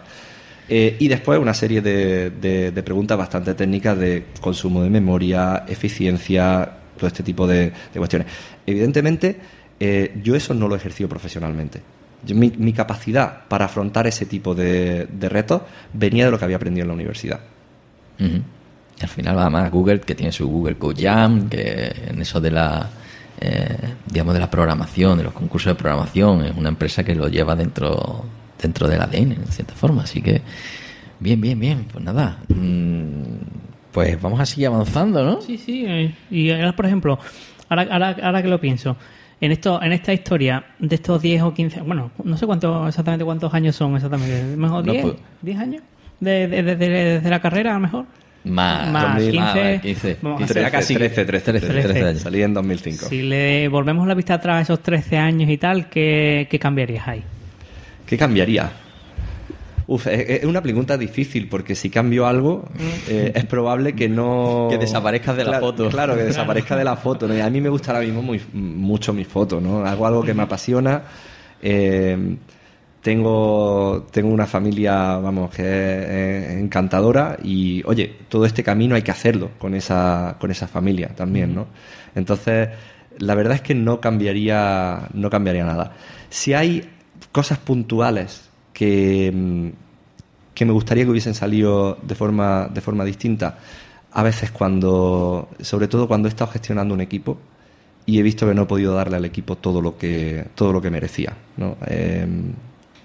Quiero decir, tú a veces estás haciendo un proyecto tal y dices, oye, esto no ha salido todo lo bien, o voy a necesitar un tiempo más para hacerlo correctamente, tal. Pero bueno, el proyecto sigue adelante y eso se lanza y las cosas van bien, tal. Pero cuando trabajas con personas y depende su futuro profesional, dependen sus promociones de eso, depende su continuidad en la empresa, de que tú afrontes ciertas situaciones, ciertos retos de una forma o de otra. Sí es verdad que si he hecho la vista atrás, me ha ido muy bien con todos los equipos que he gestionado. La gente en general, sigo manteniendo el contacto con la mayor parte de ellos. El balance neto es positivo, el balance que hacen de mi gestión, pero sí es verdad que a veces miro cosas puntuales y decir, oye, esta persona podía haber conseguido algo más por ella, ¿no? Podría haberlo a lo mejor orientado su proyecto de otra forma y hubiese ido un poquito más rápido en su carrera, o esta persona podía haber tenido una promoción un poco antes, o podía haber sido un poquito más feliz en su trabajo. O si no hubiese gestionado esta relación entre mi equipo y este otro equipo de esta forma, a lo mejor esta otra persona que resulta que ha crecido, que estaba en el otro equipo, que ha crecido y tal, a lo mejor estaría llamando a este chico que estaba en mi equipo para que trabajase con él, ¿no? Y sería un salto profesional para él. Esas son las únicas cosas que yo diría, oye, si tuviese la oportunidad de cambiarla y hacerla mejor, realmente me gustaría hacerlo. Aquellas en las que soy yo el que ha podido salir perjudicado, todo lo perjudicado que he podido salir, porque como ya digo, estoy contentísimo con la situación que tengo ahora, esas no las cambiaría, no me molestaría. Pues también se aprende. Por supuesto, claro, ahí está la cuestión. No hubiese aprendido las cosas que tuve que aprender por las malas. Y bueno, ya con ese contacto que has tenido desde la administración, de la formación en el MIT y demás, y conociendo la Universidad Española, aunque ya hace años, ¿no?, que la dejaste, ¿en qué crees que tendría que adaptarse la Universidad Española a las necesidades del mercado tecnológico? A ver, la formación que recibimos en España, como he comentado, seguramente habrá cambiado en los últimos años. Yo puedo hablar de la que yo recibí. La que yo recibí no es el 100% de lo que necesitas para ejercer ciertas posiciones, pero es un porcentaje bastante importante, y a mí me parece que la formación era la correcta. Sí te voy a comentar algo que observé cuando llegué al MIT, ¿no? O sea, una universidad mítica, ¿no? Donde estudiaron grandes figuras como Tony Stark, el de Iron Man. Creo que vas a decir el de Juego de Tronos. Sí. No, a ver, tiene un aura, ¿no? De decir, ostras, aquí la gente seguro que es distinta, es especial y tal. Sí es verdad que son gente con un talento extraordinario, inteligentísima. Pero sí te puedo decir que yo he conocido a gente del mismo talento, del mismo calibre, estudiando aquí en España, ¿no? Aquí en la Universidad de Sevilla. O sea, eso no es lo que diferencia a la gente que he visto allí y a la gente que he visto aquí. Lo que lo diferencia es que allí todas las personas que he conocido tienen el firme propósito de que van a cambiar el mundo para mejor. Tienen ilusión por complicarse la vida al nivel que haya que complicársela para aportar algo a mejorar su entorno, la industria en la que ejercen, etcétera, cualquier cosa. Eso es una cosa que he echado de menos en España, ¿no? Yo muchas veces cuando decía, no, voy a hacer tal, eres un friki, ¿no?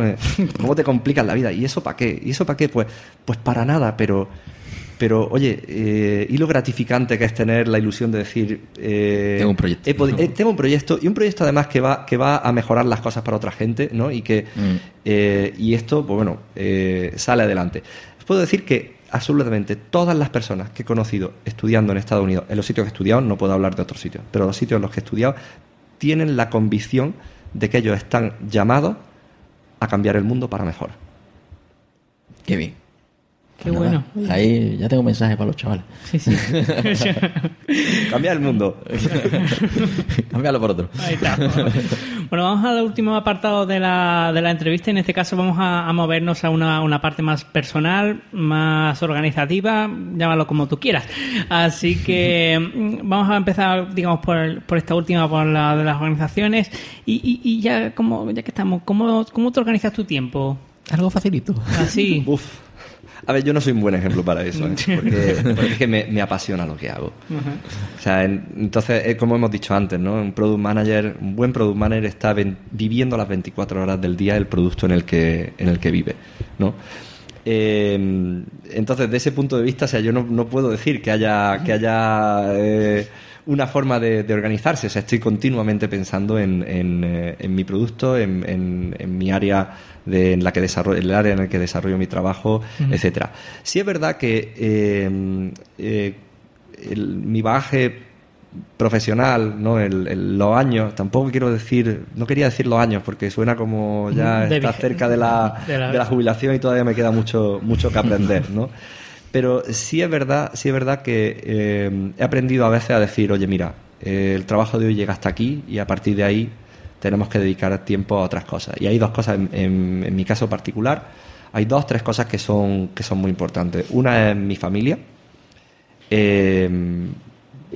me gustaría decir, o creo que merece la pena decir que si tu familia no entiende tu plan de desarrollo profesional, es muy difícil que la cosa funcione. Yo tengo la suerte de haber compartido mi vida con una persona que comparte mis aspiraciones. Como hemos dicho, mi primer trabajo al salir de la universidad lo conseguí gracias a ella, porque ella me presentó al señor que conocía al teleco de Almería. Entonces eso, pues hay una esfera que para mí es muy importante, que es la de la familia. En un momento dado, oye, pues hay que dedicar tiempo a la familia, y ahí sí que de verdad que desconecto totalmente del trabajo, ¿no? Es tiempo dedicado totalmente a ello. Después, otra cosa que me parece muy importante es la salud. A mí me gusta hacer deporte, no solamente me gusta hacer deporte, sino además me parece saludable. O sea, hay veces jornadas de trabajo intensas en las que digo, tengo 2 opciones. Esto es un extremo, no quiero asustar a nadie, pero tengo 2 opciones: dormir 3 horas o dormir 1 hora e ir al gimnasio. Uh-huh. Y cojo la segunda opción, siempre. Te vas a dormir al gimnasio. Me voy a dormir al gimnasio, efectivamente. Las colchonetas son como dicen, las colchonetas abdominales. Y además tenemos una pesadeza de 25 kilos así en la almohada y vamos, duerme del tirón.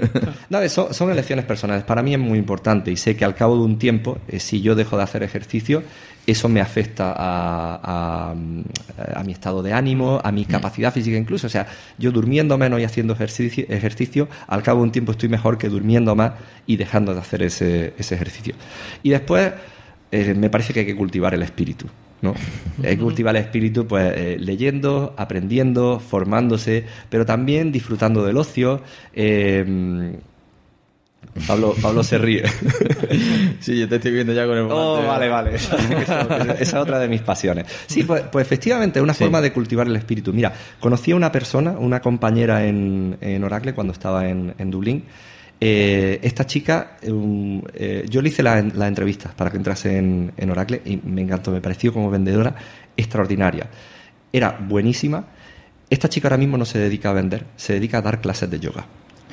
O sea, ha montado una empresa de dar clases de yoga tal y cual, es excelente haciendo Qué inusual, ¿no? Yoga. Estamos hablando de una persona que tenía un carrerón en venta. Sí. O sea, en el sector de la tecnología se puede ganar mucho dinero, te puede ir muy bien. Su pasión era el yoga. Y esta chica en un momento dado decidió hacer yoga. Y recuerdo que una vez estábamos hablando de nuestras aficiones. Ella me contó, oye, a mí me gusta el yoga, tal. Y yo le pregunté, oye, pues tal, pues oye, mira, pues tienes que estar plenamente concentrado en esto, tal y cual. Es una forma de limpiar tu mente, ¿no? Es muy bueno para tu salud mental, tal. Dice, ¿a ti qué te gusta? Y yo le comenté lo del simulador de Fórmula 1. Porque bueno, Pablo lo ha comentado brevemente. Sí, no lo he comentado, me ha visto la risa y claro. los oyentes no lo saben, ¿no? Este hombre aquí, que de vez en cuando veo sus retransmisiones en directo. En vivo, compitiendo ahí con otra gente online, echándose sus carreras de Fórmula 1. Sí, efectivamente. Cosa seria, el otro día coincidí, no lo vaya a creer, el otro día coincidí en pista con Rubens Barrichello. El de verdad. El de verdad. Claro que sí. No, es uno de los... A ver, hay un grupo de profesionales, antiguos profesionales del motor, que están fomentando la práctica de esta actividad y bueno, están utilizando este simulador concretamente que estoy utilizando yo, ¿no? Y de vez en cuando pues te lo puedes encontrar en pista. Pero resulta que me preguntó y yo le dije, a mí me gusta la Fórmula 1 y he montado un simulador en casa, ostras.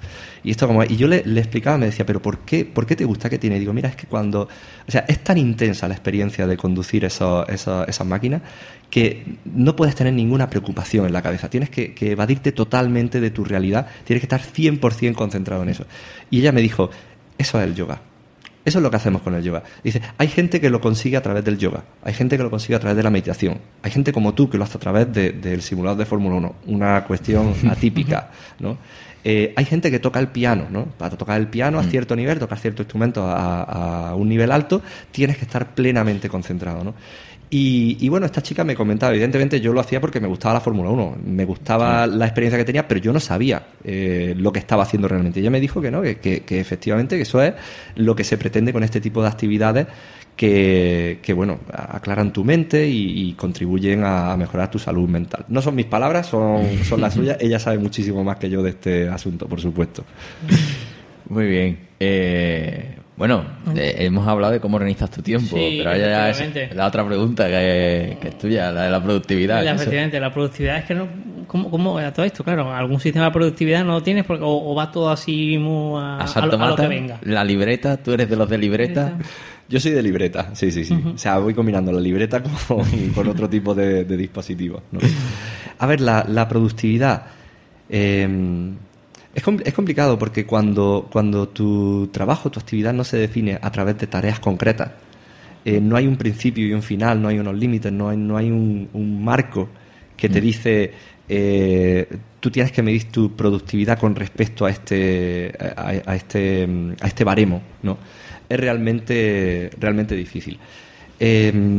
Yo lo que vengo a hacer es mirar los resultados, no tanto centrarme. A ver, te tienes que centrar en el camino, tú eres el responsable de llevar a cabo el camino, de trazar el camino, pero al final lo que te dice si tú estás siendo productivo o no estás siendo productivo son los resultados. No puedes estar siempre en el ese de decir, yo es que trabajo mucho, pero es que las cosas no salen porque bueno, por las circunstancias, la suerte, es que la gente no entiende lo que hago. No, mira, al final la productividad la marca los resultados que consigue. Y lo que hay que hacer es un proceso de realimentación continua. O sea, tú tienes esa muestra, esa señal, que es tu productividad, lo que sale al final.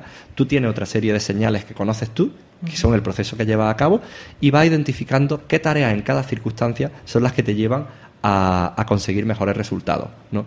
Tienes que hacer siempre iteraciones, porque evidentemente en este tipo de trabajo, y lo mismo que digo Product Management, puedo estar diciendo dirigir equipos, o me imagino que dar clase no debe ser muy distinto. O sea, cada clase es distinta, cada generación es distinta, y lo que te funciona con una puedes ir rápido, poner las 4 cosas, hacer cosas súper complicadas y lo coge todo el mundo y va a ritmo. Con otras, pues la gente se te despista, tendrás gente que no coge las cosas, tendrás una dinámica dentro de la clase que requiere llevar a cabo otro tipo de tareas. Entonces, esa realimentación continua es esencial, y ser capaz de redefinir tus objetivos. O sea, tú tienes unas expectativas hoy, pero de repente puedes darte cuenta de que el equipo con el que estás trabajando, las circunstancias del mercado, no van a permitirte llegar a ese sitio, ¿no? El reto es otro. O sea, tu problema no es ¿qué te digo yo? Vamos a traducirlo en una cuestión de cómo se suele describir en ventas, ¿no? Que es muy inmediato. O sea, yo tengo que venderle 1 millón o productos por valor de 1 millón a este cliente. ¿Por qué? Porque todos los años nos vendía comprando 900, 800, pues hay que venderle 1 millón, ¿vale? O sea, eso es un objetivo, ese es tu objetivo. Pero tú cuando empiezas a trabajar con ese cliente te das cuenta de que resulta que tienen unos retos, unos problemas, que tu tecnología ya no les sirve y se van a ir con la competencia. Oye, pues ya tu objetivo a lo mejor no es vender 1 millón, es vender medio pero retenerlos, ¿no? Hacer que sigan confiando en ti. Claro, si tú sigues anclado, no, es que yo lo que tengo que hacer es venderle 1 millón, ese cliente lo has perdido. Lo has perdido porque no está atendiendo a su problema, no está haciendo las cosas que las circunstancias requieren. Entonces, me parece muy importante gestionando productos, gestionando equipos, en lo que estés haciendo, si es un entorno dinámico, ser capaz de utilizar ese ciclo de realimentación y al mismo tiempo ser capaz de estar redefiniendo tus objetivos para tener unos objetivos que estén alineados con las necesidades reales que hay en ese momento. Uh-huh. Estupendo. Y bueno, aquí hay una pregunta que es recurrente y que creo que es importante, sobre todo en este contexto en el que no tienes horario, digamos, y que seguramente terminas el día cuando ya tú ves que estás haciendo tu trabajo no es de la calidad adecuada, ¿no? Dejémoslo ahí, ¿no? Bueno. Sí. Es decir, cuando ya dices, ya hoy... No puedo con mi vida. No puedo con mi vida. Cuando termina un día y dices, hoy me puedo ir a casa, ha sido un día bueno. Una cosa que he notado a través de mi carrera, no solamente la carrera, también a través de la vida, es que a medida que vamos cumpliendo años y adquiriendo más responsabilidades y nuestro alcance va ampliándose, los proyectos que afrontamos son a más largo plazo.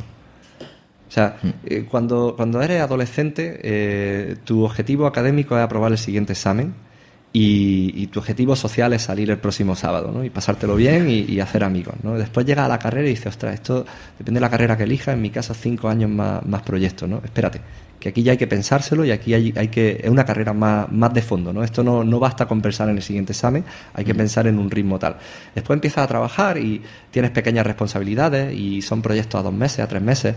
Después empiezas a trazar caminos que requieren más tiempo. Como hablado antes me habéis preguntado cuánto tiempo te llevó el proceso de admisión al MIT. Pues totalmente 3 años. Yo tuve que plantear 3 años de mi vida, plantearlo en casa con mi pareja y decir, oye, mira, tú estás trabajando aquí, tienes un trabajo extraordinario, pero yo tengo que irme al extranjero. Esto tenemos que gestionarlo y va a ser un periodo que voy a pasar fuera sin garantía de que el siguiente paso que queremos dar vaya a poder darse, y también con una indefinición temporal bastante amplia. Entonces, dicho esto, yo entiendo que ahora estoy en una etapa de mi vida en la que profesionalmente yo no puedo valorar el producto de mi trabajo por lo que ocurre en un día. O sea, lo que tú haces en un día es una inversión para que ocurran cosas a más largo plazo. Estamos hablando de proyectos que pueden durar 1 año, 2 años, incluso más en algunas cosas. No digo que sea el mío concretamente, pero que hay gente que afronta proyectos de esa envergadura. Entonces, yo creo que te tienes que ir a casa cuando te tienes que ir, para la salud del proyecto, para la salud de tu familia y para tu salud personal, ¿no? Y te tienes que ir satisfecho si has hecho lo que tú crees que es correcto para contribuir a todas esas esferas, no solamente a la esfera profesional. Es decir, yo me voy satisfecho porque he hecho lo que creo que contribuye hoy a generar unos resultados en el proyecto a largo plazo, pero también me voy satisfecho porque voy a invertir este tiempo con mi familia y voy a invertir este tiempo en mi salud física y mental. Uh-huh. Genial, genial.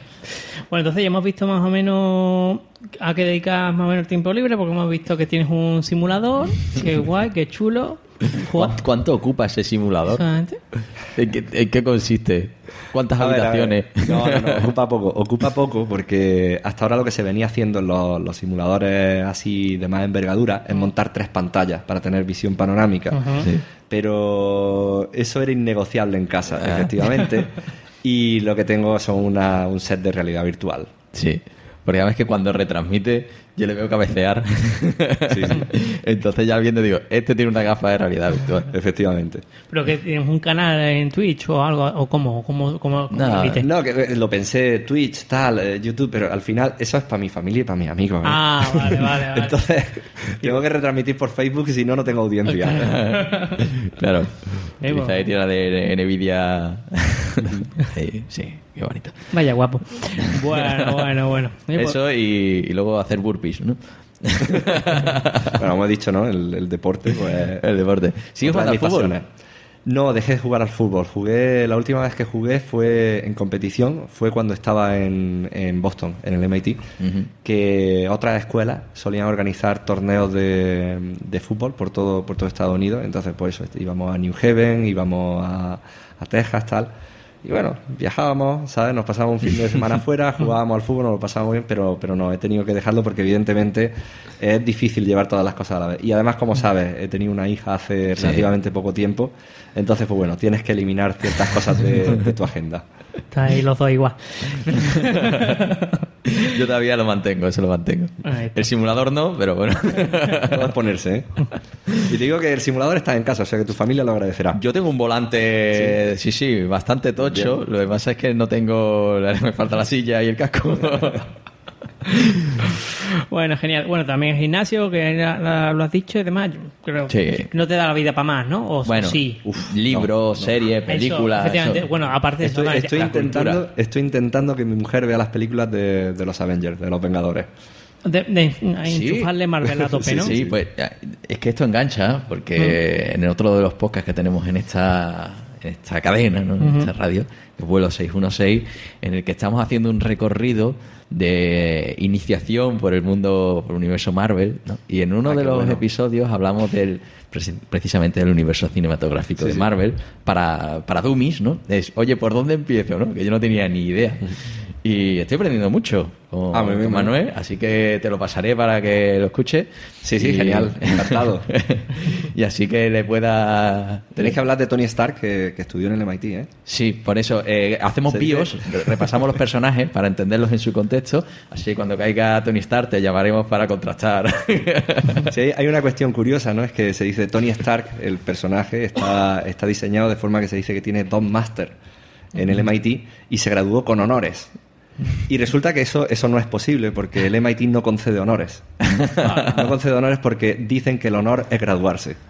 Vaya guapo. Qué buena excusa para ahorrarse ahí. Ay. Bueno, podéis escucharlo todos en tecnologería.com/vuelo 616. Sí, Ahí está. Muy eso bien. es. Perfecto. Bueno, y películas, series y tal, en principio son... ¿Algún libro algo? de esto de historia romana o algo, un podcast que escuche? Recientemente he leído, he acabado de leer Why Nations Fail, porque no sé exactamente cuál es la traducción al castellano. ¿Por qué fracasan las naciones? ¿Por qué fracasan los países? Del profesor Acemoglu. Este es un señor turco que trabaja de profesor allí en el MIT. Y según se comenta, puede haber dado con la clave de por qué se produce desarrollo económico o no en ciertas regiones del mundo, ¿no? ¿Cuáles son las claves para eso, ¿no? Se habla a veces del clima, ¿no? El entorno, el tal. Y este hombre viene a echar por tierra todas esas teorías y plantea una teoría que hasta ahora cuadra con lo que se ha observado históricamente, ¿no? La verdad es que me pareció muy interesante el libro. Como podéis intuir, últimamente mis lecturas son más de un carácter técnico. Creo que vas a decir cuentos para niños. No, o sea, hace tiempo que no leo novelas, no leo fantasía. Tengo que volver a hacerlo, ¿no? Pero últimamente estoy leyendo pues más cuestiones de ciencias sociales. Bueno. Muy bien, pues... Y películas, como ya he dicho, Los Vengadores. Sí. Los viajes que me pego de vez en cuando a California dan para muchas películas de Los Vengadores. Qué bueno. Pues estupendo. Pues nada, con esto yo creo que nos llevamos una pala de recomendaciones. Yo creo que hemos contado una historia que, al margen de teleco informático, que creo que es una batalla ya bastante aburrida, ¿no? Yo creo que los que trabajamos en este sector, yo creo que hay bastantes cosas interesantes. Así que bueno, Miguel, muchísimas gracias por aprovechar que estabas pasando por Sevilla, que te hemos cogido un poco a traición y echar aquí el ratillo con nosotros. Gracias a vosotros por invitarme, siempre un placer. Y bueno, ¿cómo nos pueden encontrar? Pues mira, fijo que nos puedes encontrar por Google. En Google pones tecnología y fijo que nos encuentras, ¿no? Ahí estamos. Pero aparte de eso, ya de paso nos puedes enviar un correo a hola@tecnologería.com y nos cuentas cositas. O te puedes suscribir en iVoox y en iTunes. Y nos encuentras en tecnologería.com, donde abajo a la derecha tienes un fantástico enlace al canal de Telegram, que cada día tiene ahí más actividad y menos bots. Efectivamente. Efectivamente, estamos ahí a tope. Y seguirnos en las redes sociales, como en Twitter y en Facebook, como Tecnologería. Y ya de paso, los puedes escuchar y, bueno, escucharnos en YouTube. Es verdad. En YouTube. Que siempre estamos en YouTube. En YouTube también. Así que yo creo que con esto y un bizcocho hasta el siguiente episodio. Sí, eso es. Pues nos vamos a ir a descansar, vamos a aprovechar esto que nos queda de verano. Ahí está. Que cuando nos escuchemos nos dará nostalgia. Pobrecito y demás. Espero que no esté lloviendo porque si no nos va a caer a del pulpo, ¿sabes? Y ya está. Pero bueno. Pues nada, nos vemos en el siguiente episodio. Venga, adiós. Adiós.